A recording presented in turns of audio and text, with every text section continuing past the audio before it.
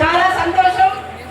ఈరోజు ప్రపంచ ఆదివాసీ దినోత్సవం ఆగస్టు 9 ప్రపంచవ్యాప్తంగా జరుపుకున్న రోజు. కానీ ఈ రోజు మనం 11వ తారీఖున జరుపుకుంటున్నాం. దానికి కారణం ప్రపంచవ్యాప్తంగా రాష్ట్ర వ్యాప్తంగా జరగాలనే ఉద్దేశంతోనే మేమందరం కూడా ప్రతి దగ్గర జరిగే దగ్గర మన హక్కులు సాధించుకునే విధంగా గొంతు వెత్తి చాటి చెప్పడం కోసం తిరగడం జరిగింది. అది మీరందరూ తెలుసుకోవాలి.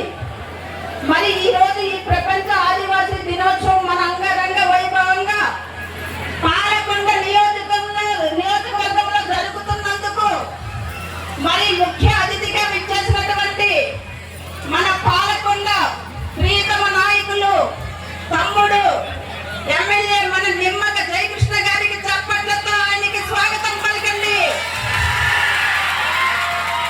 మన జిల్లా కలెక్టర్ గారు పిలిచిన వెంటనే పలికే ఆఫీసర్ మనందరి ప్రీతమ ఆఫీసర్ గారు జిల్లా కలెక్టర్ గారికి చప్పట్లతో స్వాగతం పలకండి.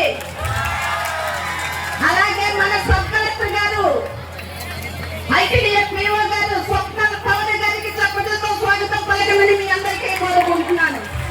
వేదికను అలంకరించిన పెద్దలందరికీ పేరు పేరున నా హృదయపూర్వక నమస్కారాలు తెలియజేసుకుంటూ ఈ వేదికకి ఎంత వైభవంగా ఆట పాటలతో దిమస నృత్యాలతో మన సంస్కృతి సాంప్రదాయాలు చాటి చెప్పి ప్రపంచానికి వినిపించాలని వచ్చినటువంటి నా సోదరి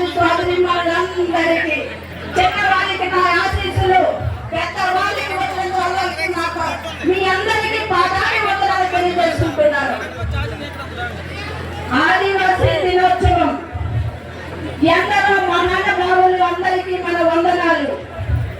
ఎందరో మహానుభావులు మన హక్కుల కోసం భూమి కోసం పోరాటం చేసి వాళ్ళ రక్తాలు సిందించి మనల్ని జన్మనిచ్చినటువంటి ఈ భూతల్లి గడ్డపైన మనం జరుపుకుంటున్నటువంటి ఆదివాసీ దినోత్సవం అంగరంగ వైభవంగా జరుగుతుంది. మన హక్కులు సాధించుకునే రోజు దగ్గరలోనే ఉంది. మన ప్రియతమ నాయకులు ఎప్పుడు ఆదివాసీ పక్షపాతిగా పరిపాలన అందిస్తున్నటువంటి స్వర్గీయ నందమూరి తారక రామారావు గారి ఆశీస్సులతో ముందుకు నడిపిస్తున్నటువంటి మన రాష్ట్ర కూటమి ముఖ్యమంత్రి వర్యులు నారా చంద్రబాబు నాయుడు గారు 2000లో తెచ్చినటువంటి జీవో నెంబర్ 3 గత గొడ్డల పార్టీలో ఏం జరిగిందో మీ అందరికీ తెలిసిన విషయమే. కానీ మళ్ళీ ఎప్పుడూ కూడా భావి తరాలకి ఒక ఉత్కర్షంగా ఉండాలని, ఒక ప్రణాళిక సిద్ధంగా ఇవ్వాలని నైపుణ్య నిపుణులతో చర్చలు జరిపి జీవో నెంబర్ 3 కానీ అలాగే 1/70 చట్టం కానీ ఎటువంటి ఇబ్బంది లేకుండా మన అడవి తల్లి బిడ్డలందరికీ అందే విధంగా ప్రణాళికలు జరుగుతున్నాయని సభాముఖంగా తెలియజేస్తున్నాను.